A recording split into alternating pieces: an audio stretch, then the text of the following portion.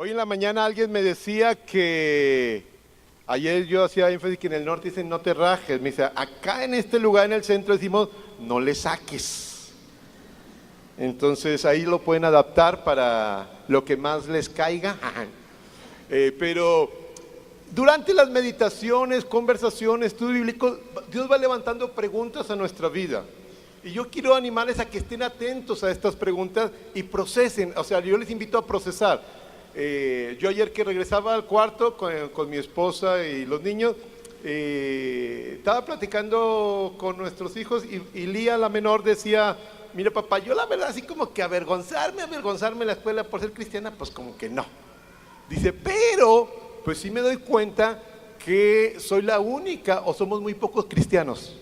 Entonces sí me siento como que aislado, a veces sola o que somos muy poquitos. Entonces es una sensación de sentirme diferente y de sentirme que somos pocos. Y yo no le contesté nada. O sea, es precisamente cómo vamos procesando cada uno de nosotros en nuestro momento, en nuestra historia, lo que nos toca vivir. Entonces tal vez no te avergüenzas, pero dices, no somos muchos, somos pocos, dices, somos poquititos. El día de ayer nos enfocamos en las recomendaciones del apóstol Pablo a Timoteo en medio de las adversidades internas y externas. En vez de avergonzarse, negar o abandonar el barco, es animado a avivar, predicar, sufrir y vivir y guardar el evangelio. Ahora en este segundo día queremos enfocarnos en el contexto de la misión de Timoteo, un contexto nada sencillo, donde hay falsas enseñanzas, falsos maestros y algunos están siendo engañados.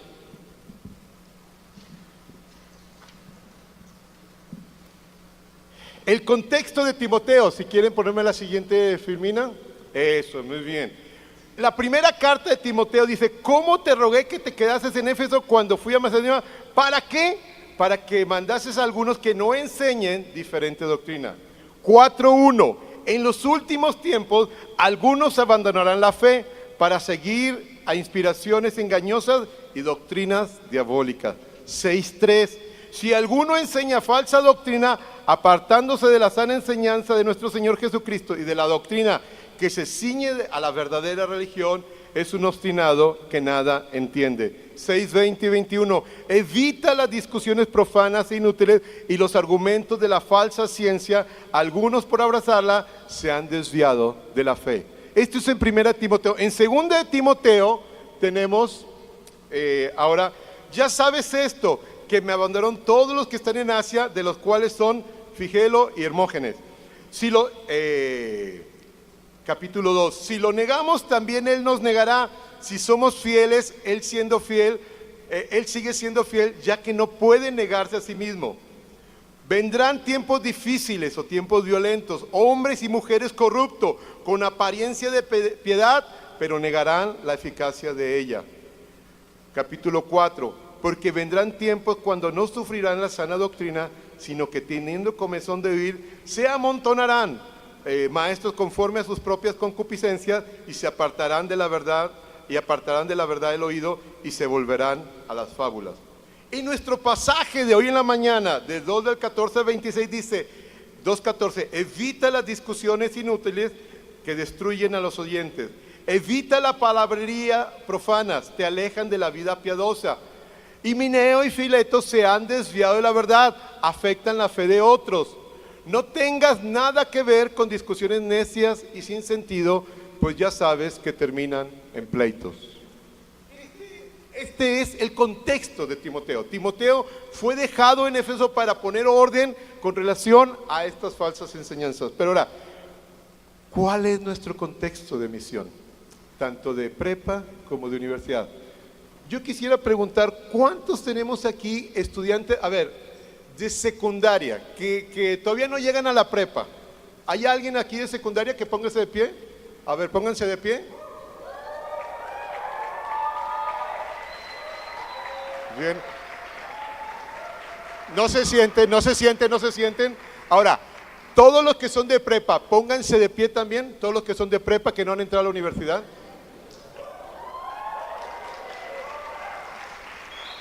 Wow. Gracias, pueden sentarse. Pónganse de pie, iba a decir. a ustedes los de prepa, a los de universidad no. Tienen toda la autoridad de venir y decirme: David, no te entiendo. David, no me gusta. David, no sé de qué estás hablando. Si hay algo que no les cae o está raro, vengan y díganme. Yo venceré mi trauma, vaya, pero ya veré qué hago. Pero ustedes vengan y díganme. Ayer se me acercaron varios chicos de prepa y fue lindo platicar con ellos un poco, teniendo esa resonancia de lo que Dios les está hablando. Pero por favor, los de prepa y los de secundaria, acérquense con toda confianza y di: no te entendí nada. ¿Cuál es nuestro contexto de misión en prepas y universidades? Entonces, déjenme voy en América Latina. El primer contexto de misión es la pobreza en América Latina. 28% de la población vive en situación de pobreza. Ahora, ¿qué implicación tiene esto para la universidad? Para la misión, para la prepa. Que significa que algunos de nosotros dejamos de estudiar porque no tenemos dinero. ¿Creen que eso es posible? Ayer un chico de prepa se me acercó para compartir desafíos personales, para decir: David, soy el mejor de mi prepa, primer lugar, pero no tengo dinero para estudiar en la universidad. ¿Qué podemos hacer como compa ante ese desafío? O somos llamados a predicar cosas bonitas del evangelio, pero los que no tienen dinero, pues que se vayan, que ni modo, allá ellos. No, somos llamados a ser solidarios, a responder. Sí, yo terminé una carrera universitaria, fue porque alguien me ayudó. Yo igual no tenía dinero. La segunda parte de mi carrera fue una iglesia la que me dio un apoyo mensual. Y los semestres anteriores yo tuve que trabajar. ¿Por qué? Me daba dinero, mi mamá me daba dinero solo para el camión, no tenía para la comida, no tenía para comprar libros, pero siempre hubo una comunidad que me apoyó. La pregunta es: ¿habrá profesionistas, compa mismo, iglesia, que pueda responder a esta necesidad? Amén, yo creo que sí. Yo creo que sí. Entonces, vivimos en esta realidad de pobreza. Es la región más desigual del mundo y es la región más violenta del mundo. 5 de las 10 ciudades más violentas en México están en México. La siguiente, por favor. En el campo universitario, ¿qué tenemos? No les voy a decir lo que ustedes ya viven, ¿verdad? Corrupción de los maestros, violencia y abuso sexual, deserción académica, alcohol, drogas, y ustedes pueden ir añadiendo la fotografía de su propia escuela. Prevalece en el campo científico un modelo secular donde Dios ha sido desplazado. Cualquier discusión relacionada con Dios no entra en este esquema científico. Pero por otro lado, la globalización y posmodernidad es quien realmente impone la ideología de moda. Ellos definen tus sueños, tus anhelos, y además se mete a tu bolsillo. Esto es, te dicen que tienes que comprar. La que sigue. En la realidad política, hoy en día en América Latina hay una radicalización. Gobiernos o de extrema derecha o gobiernos de extrema izquierda. Además, en México y Caribe se ha vivido la situación de terremotos, huracanes, que define agenda, ministerio y misión, porque a veces llega un huracán, un terremoto, y a lo mejor yo estaba predicando en la iglesia, muy bonito, pero mi agenda, al ver esta realidad, cambia totalmente. Ahora, ¿qué está haciendo la iglesia? La siguiente, por favor, ante esta realidad. ¿Dónde está la iglesia? ¿Qué está haciendo? Muchos hablan de que ahora los cristianos somos más, hay un crecimiento evangélico en América Latina, qué padre, pero ¿saben qué? Este crecimiento numérico no está acompañado de madurez. Y muchas veces la iglesia cierra sus ojos ante esta realidad. Le hablan de violencia sexual, de corrupción, cierra sus ojos porque esos conceptos no tienen... Yo soy llamado a ser santo y no me voy a mezclar con el mundo y ni hablar de esas cosas ni enfrentar esas cosas. Un concepto erróneo de lo que es santidad. Y peor aún, que para mí es uno de los problemas que vamos a tener en el futuro en América Latina, en México y en otras partes, es la iglesia cristiana, como está siendo más numerosa, las están empezando a cooptar políticamente. Y entonces, ¿qué sucede? En Venezuela, en Honduras, en Brasil, en Perú, en muchos países, y México también, los cristianos se empiezan a pelear y se empiezan a dividir por las diferencias ideológicas. Su identidad ideológica, partidista, está por encima de su identidad cristiana. Y entonces mi hermano, si es de los otros, ya es medio hermano o primo. O si no, es que lo mando al diablo, porque ¿cómo a él se le ocurre irle a ese partido que es así, así, así? Entonces tenemos una iglesia dividida, donde su fidelidad ideológica está por encima. ¿Qué hacer en estos contextos? ¿Cómo se debe construir, cómo se debe conducir un obrero cristiano o un líder de compa? Es necesario que meditemos en este capítulo 2 del 14 al 26, cuyo énfasis son los falsos maestros y cómo Timoteo debe conducirse en esta realidad. Para Gordon Fee hay tres preocupaciones centrales en este pasaje: exponer a los falsos maestros y su enseñanza, desafiar a Timoteo que resista a los falsos maestros, y una preocupación por la iglesia, cómo le está afectando, puede ser atrapada o vencida. Nuestro texto se divide en tres secciones: 2 al 14 al 19, donde habla de los obreros aprobados y no aprobados, si me lo permiten. La segunda es 2, 20 y 21, donde habla de los utensilios, es otra metáfora. Y tercero, cuando habla del siervo del Señor.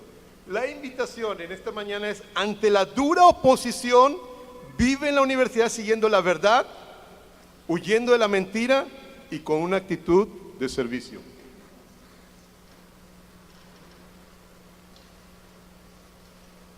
Vive la universidad siguiendo la verdad. Timoteo es desafiado a ser un obrero aprobado, que no tiene de qué avergonzarse, que traza bien la palabra de verdad. Esto nos comenta que este trazar la palabra es cortar recto. Es una palabra poco común en la Biblia, se usa más en el libro de los Proverbios, y tiene que ver con enderezar tus sendas, y la justicia intachable se mantiene recta, esta dimensión recta de la palabra. Para N.T. Wright dice: trazar bien la verdad significa, es la imagen de un pionero en la jungla que va abriendo camino, va haciendo un camino y va quitando todos los estorbos, espinos, ramas, obstáculos, para que la palabra llegue a la mente y al corazón del ser humano. Y un poco es lo que está haciendo Pablo en este capítulo. Entonces, cuando se dice de que tracemos bien la palabra de verdad, es limpiando el camino para que la palabra llegue a las personas. Pero también un obrero probado debe evitar las discusiones sin sentido, ya que alejan de la piedad. Al considerar la falsa enseñanza, observamos que los falsos maestros habían tenido impacto en un grupo de mujeres y de viudas jóvenes, quienes habían abierto su casa. Estos falsos maestros, su conducta es reprobable. Hay un elemento de codicia, lo vemos en el siguiente capítulo.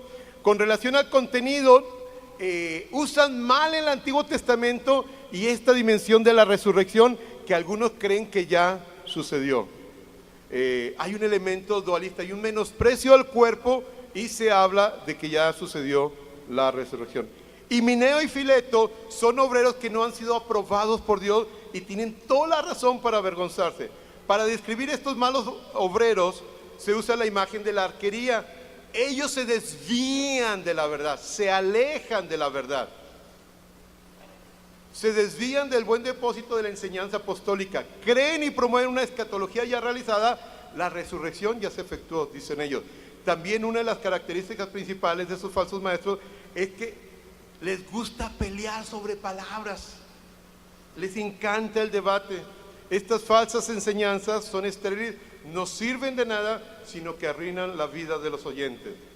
Sus enseñanzas son tan peligrosas como el envenenamiento de la sangre del cuerpo y se extiende a todo el ser humano. Trastornan la fe de algunos. Viene una nota de seguridad en el verso 19. Algunos eruditos piensan que el trasfondo es el libro de Números, capítulo 16, donde se escribe la relación del sello y los que se han apartado, la rebelión de Coré. A pesar de las incursiones de los oponentes, el sello de Dios se mantiene firme. y Él conoce a los que son suyos. Dios conoce a los suyos y estos aléjense de la maldad los que invocan el nombre del Señor. En el contexto sería aléjense de los falsos maestros. No sé cuál es el mayor desafío, si las falsas doctrinas dentro de la iglesia cristiana en el siglo XXI o las narrativas seculares, consumistas y hedonistas que están cautivando a los universitarios del siglo XXI. Cuando recién me convertí, intenté evangelizar a una compañera. Ella me trajo un amigo. El amigo era un sacerdote y un filósofo. Me dio una trapeada. Ahí me di cuenta que necesitaba prepararme, que necesitaba leer, estudiar y preguntar. Es interesante que Timoteo, ante el desafío de los falsos maestros, es llamado a trazar la palabra de verdad. Esto es, si queremos trazar bien la palabra en la universidad, en la prepa, debemos decir sí a una formación bíblico-teológica. Si queremos dar testimonio pertinente que dialogue con el mundo de la prepa y la universidad, debemos conocer y profundizar en el pensamiento cristiano a lo largo de la historia. Desde ya les aviso, nuestra formación dominical no nos va a alcanzar ni siquiera para sostenernos a nosotros mismos. Las preguntas de la prepa y de la universidad son serias y son fuertes. Nuestro llamado es a vivir en la universidad siguiendo la verdad.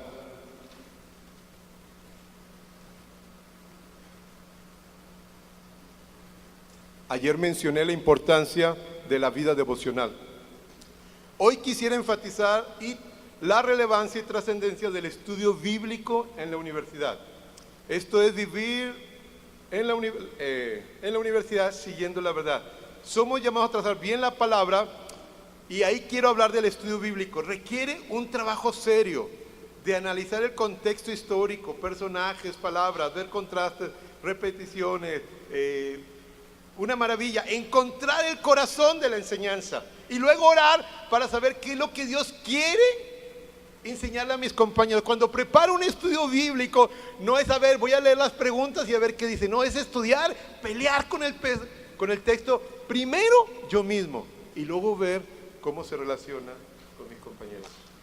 El estudio bíblico en la universidad integra la filosofía de la IFES, decía Ramés Atala. ¿Por qué? Promueve el sacerdocio universal de todos los creyentes. Todos pueden ser líderes. Aquí no hay categoría.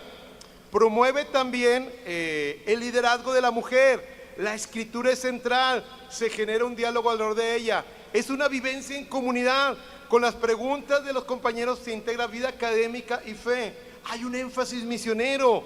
Surge una preocupación ética y social y se fomenta una oración conversacional comprometida que rompe las barreras de las denominaciones bautistas, presbiterianas, pentecostales. Esto es, el estudio bíblico está en el corazón de Compa y del ministerio estudiantil. Amén. Número 2, vive la universidad huyendo de la mentira. En el verso 20 nos propone la metáfora, dos tipos de vasos y de utensilios, los de oro y los de plata. Los de barro y madera para usos viles, dos tipos de vasos para dos propósitos. En el verso 21 el mismo apóstol nos da la aplicación: quien se limpia y se santifica será vaso de honra para ser usado por el maestro. Para Stott, él piensa que la metáfora se refiere a los falsos maestros, que son vasos inútiles de deshonra, y los vasos bonitos. Gordon Fee y Mount no están muy de acuerdo con él. Él dice que es presionar mucho la metáfora, porque el apóstol, él interpreta la metáfora. En el contexto, la limpieza o purificación puede ser de las falsas enseñanzas o de los falsos maestros. Hay 3 mandamientos que vienen después de esto, que dice: huye, sigue y evita. En el verso 22 está dirigido a Timoteo y su rol en el contexto de las falsas enseñanzas. Los 3 mandamientos, en primer lugar se dice: huye. Esto ya se había dicho en la primera carta, primero de Timoteo 6:11. Ahí el contexto es huir de las contiendas de palabras y del amor al dinero. Y la invitación era seguir a la justicia, la piedad, la fe, el amor, la constancia y la humildad. En nuestro contexto pareciera que huir de las pasiones juveniles hay un debate. Porque pasiones juveniles siempre tienen que ver con temas de sexualidad, con temas de lascivia, con temas de lujuria. Pero aquí el contexto pareciera que no es ese. Pareciera que las pasiones juveniles a las que se refiere aquí es aquellas que nos gusta debatir y pelear. Entrar a peleas, a ver, vamos a pelear. Y yo tenía un compañero en la universidad, se llama Felipe, algunos lo conocen. A él le encantaba, podíamos pasar 3 horas. No era falso maestro, es un buen cristiano, vaya, mi amigo Felipe. Pero le encantaba debatir. Y a veces era sobre una sola palabra, 1 hora debatiendo sobre una palabra. Pareciera, yo no sé, a algunos tal vez de aquí les encanta eso, así, de provocar polémica. Y más en Facebook, ahorita nos vamos a meter a eso, con el tema de las redes sociales. O sea, nos encanta, o sea, como que la pasión juvenil a que se refiere es que huye de las pasiones, huye de este deseo, de esta gratificación de que te hace sentir bien, de que los hice pelear o les gané. Aunque en Tigray dice, él sí cree que tiene que ver algo con connotación sexual. Y él dice que se relaciona con la metáfora anterior de vasos de honra y de deshonra, que cuando uno hace algo indebido con su cuerpo, está deshonrando a su propio cuerpo. Entonces ahí tenemos esos 2 elementos. En segundo lugar, dice que busque o persiga la fe, la justicia, el amor y la paz. Tiene que ver con una dimensión ética, una dimensión de amar a mis compañeros y procurar la paz. En el verso 33 se repite este tema. Tenemos el tercer mandamiento: especulación, evita especulaciones tontas, sin educación, sabiendo que dan a luz pelea. Timoteo no debe involucrarse en discusiones sin sentido. El llamado para nosotros es: vive en la universidad huyendo de discusiones estériles y siguiendo la integridad, la fidelidad y el amor por tus compañeros en el salón.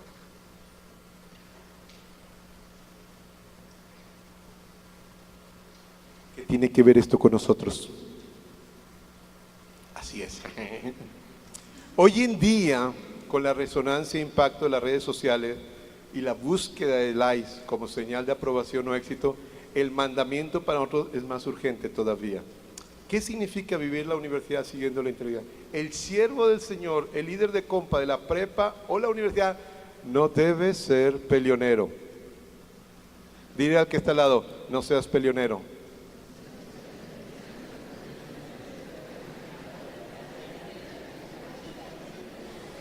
Y le contesta: ¿y por qué yo? ¿Tú también?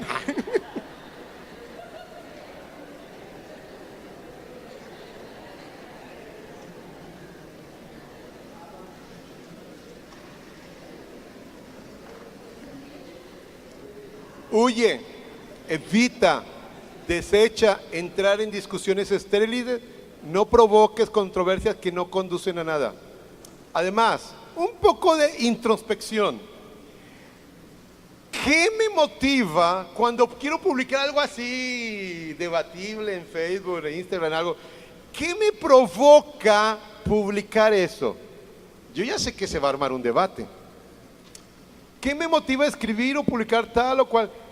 ¿Quiero ganar el debate? ¿Quiero imponer mi postura? No significa que renunciemos a ese espacio, pero se requiere sabiduría y prudencia. 2 recomendaciones, no de Pablo, sino mías. Número 1, si puedes, yo sé que esto que les voy a pedir es bien difícil, pero si pudieras tener una comunidad de amigos cristianos con los cuales puedas rendir cuentas de lo que tú publicas. Y si seguimos también al apóstol Pablo en Colosenses, ¿cuál es la recomendación? Todo lo que hagas, de palabra, de hecho, en Facebook, en Instagram, en Twitter, sea para la gloria del Señor. ¿De qué manera esto que vas a publicar honra al Señor? Vaya. No entres a debates estériles. Número 3, para terminar: vive la universidad en una actitud y prepa en una actitud de servicio o de siervo, versos 22, 26. Y me parece que aquí apunta el apóstol Pablo al corazón del capítulo y muchas veces de la carta. Al entrar en la sección final se describe al siervo del Señor. Hemos visto un énfasis en evitar las discusiones estériles e innecesarias. Para esto, que se preocupa por la buena doctrina y el buen depósito, dice él, no podemos concluir que esto es una prohibición a toda controversia, porque el mismo apóstol Pablo, cuando había falsa doctrina, él era el primero en debatir. Es más, ¿por qué deja a Timoteo ahí? Para que cuide, o sea, como dice, a ver, ¿cómo entendemos esto de que no entremos a discusiones contra los que se oponen, contra las falsas doctrinas, pero al mismo tiempo nos pide que guardemos el buen depósito y guardemos la sana doctrina?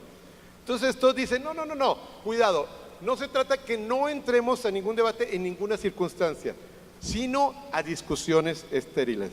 Eso es lo que trata de decir esto. Pero para mí Gordon Fee creo que le da el clavo. Él nos ofrece un mejor panorama. Dice, no pelear no significa que se deba dejar que el error siga su camino.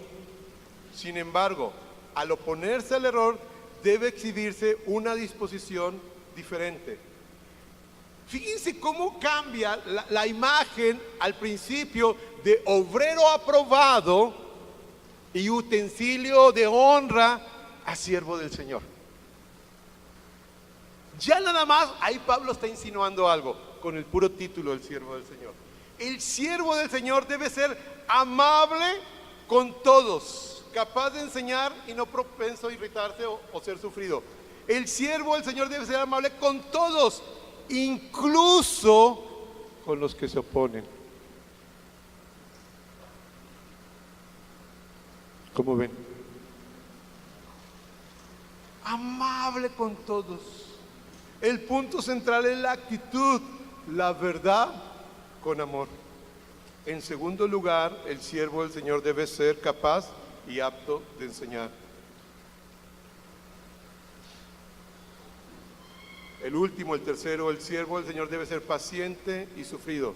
De nuevo, el requisito es la actitud. Finalmente, debe gentilmente instruir a aquellos que se oponen, por si acaso Dios. Aquí que dice, nosotros no convencemos a nadie, es tarea de Dios, vaya. Me parece que Fee da el clavo. El énfasis del mandamiento de Pablo a Timoteo es la actitud. Trata de responder, ¿qué significa vivir en la universidad con una actitud de siervo? Somos llamados a una actitud amorosa, una actitud amable, paciente, sufrida con los que se oponen o piensan diferente a nosotros. Una actitud de siervo que nos recuerda a Jesús como nuestro modelo de servicio. Sin renunciar a enseñar o corregir, el gran énfasis es una avalancha motivada por el amor, el servicio y la paz. No podemos intentar enseñar o corregir a alguien siendo violento o destruyendo. Es un contrasentido. A la hora de querer convencer a alguien en la prepa, en la universidad, Dios nos llama a amarlos. Aunque tengan ideas equivocadas, ideas diferentes. Para ir cerrando, ante la oposición somos llamados, si me puedes poner la siguiente filmina, esa, no, ahí no, sí, esa, exacto. A conocer bien la verdad de Dios y el Evangelio. La pregunta que nos harán en prepa y la universidad requiere de una fe sólida. 2, conocer bien las falsas enseñanzas y los falsos maestros. ¿Cuáles son esas falsas enseñanzas en la prepa y en la universidad? 3, se nos llama a huir y evitar discusiones tontas y sin sentido que nada ayuda y no son de provecho. 4, se nos invita a seguir la integridad, la fidelidad y el amor por tus compañeros de salón. ¿De qué manera mis decisiones personales de integridad personal tienen repercusiones comunitarias? La dimensión de justicia y de integridad y de ética, aunque es personal, tiene implicaciones sociales, comunitarias. Último, enfrentar el error con una actitud de servicio, de siervo, ante las falsas enseñanzas. Se nos llama a ser amables, pacientes, sufridos y dispuestos y aptos para enseñar. Quiero cerrar con un desafío de nuestro contexto. Son 2. En estos meses que están por delante, tenemos el desafío de las elecciones en México.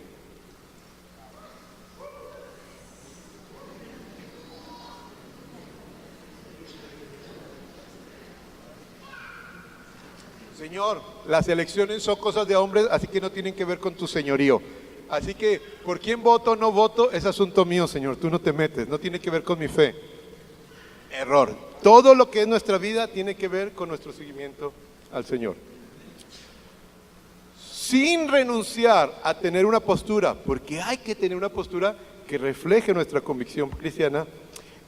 La pregunta para ustedes ¿es posible amar y ser amable con el que piensa diferente?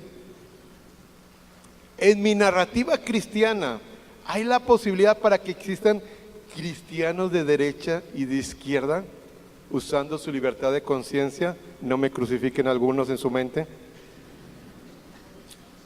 ¿Puedo resistir etiquetarlos de ignorantes, mundanos y diabólicos?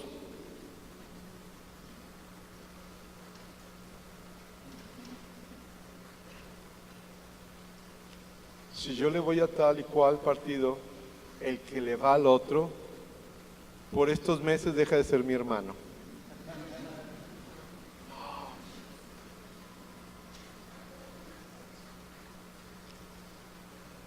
Somos llamados a amar. Y, curioso, en los evangelios se nos llama a amar a nuestros enemigos. Aquí se nos llama a amar aún a los que se oponen, a los falsos maestros.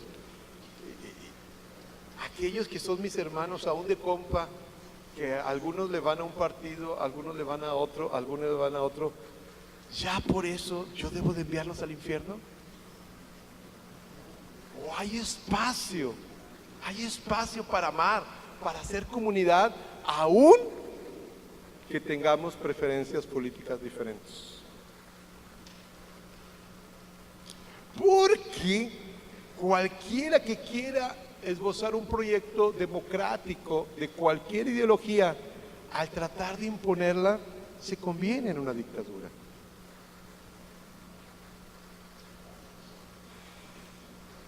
En segundo lugar, en el mundo de la IFES estamos muy orgullosos de nuestra teología y formación cristiana.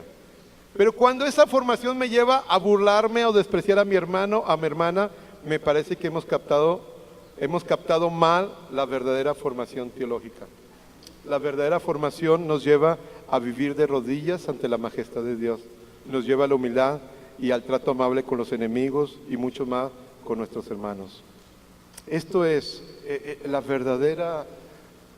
Me da mucha tristeza ver a estudiantes y obreros que dicen, no, es que yo ya tomé tales cursos, es que yo ya fui a tales eventos, o es que yo ya fui al campamento nacional, o al campamento de líderes, o yo ya leí tal libro, y entonces me lleno de orgullo y empiezo a despreciar los otros.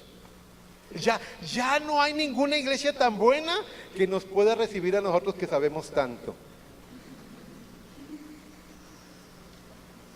Pero Dios nos llama a amar, a ser pacientes, a ser sufridos. Es tanto nuestro orgullo que nos ciega que creemos que la iglesia no es la iglesia, aquella por la que murió Jesús, que es una iglesia imperfecta, con errores, con arrugas, con muchas cosas feas y raras. Sí, es cierto, pero ¿saben qué? Sigue siendo la iglesia, aquella por la que murió el Señor.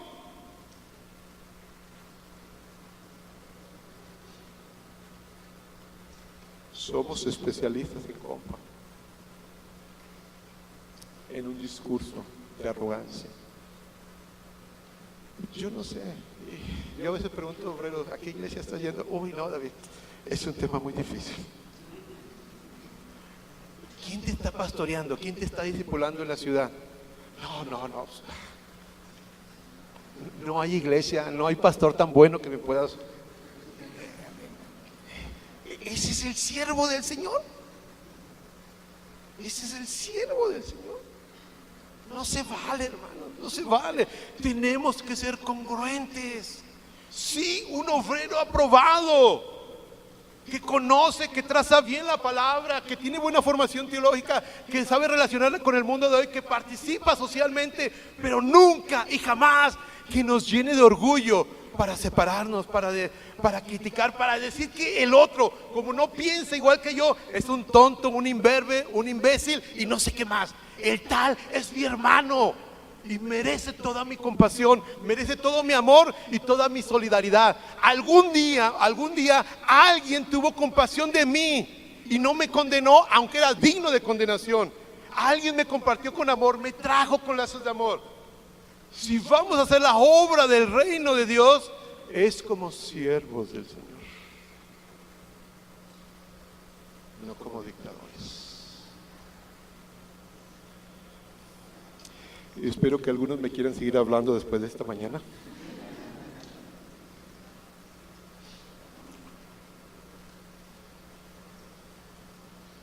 Cierren sus ojos.